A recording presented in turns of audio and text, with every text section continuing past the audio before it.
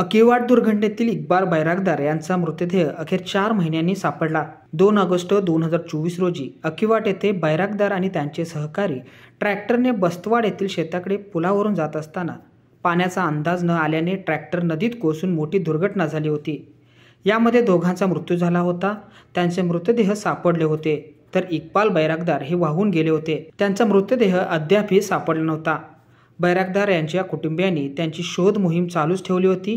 अखेर त्यांच्या प्रयत्नांना आज यश मिळाले। कर्नाटकातील इंगळी येथील कृष्णा नदीच्या पात्रात मृतदेहासोबत सापडलेल्या मोबाईल, सुपारीचा डबा व कपड्यांवरून त्यांची ओळख पटली आहे।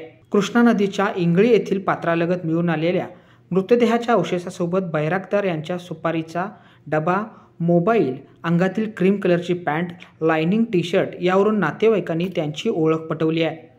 बैरागदार यांच्या मृतदेहावर अकिवाट येथे अंत्यसंस्कार होणार आहेत। मृतदेह मिळाल्याने धार्मिक विधी पूर्ण करण्याचे समाधान मिळाले असले तरी या घटनेने कुटुंब व मित्रपरिवार यांच्यावर दुःखाचा डोंगर कोसळलाय।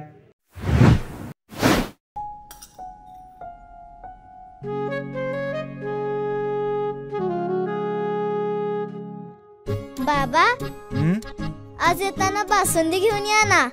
अगं, कालच आपण आईचा वाढदिवस होता म्हणून आणली होती ना। ऐकलं, गोकुळची बासुंदी पुन्हा खावीशी वाटतेय। खरं सांगू, मलाही खावीशी वाटतेय। पुन्हा पुन्हा खावीशी वाटणारी गोकुळ बासुंदी।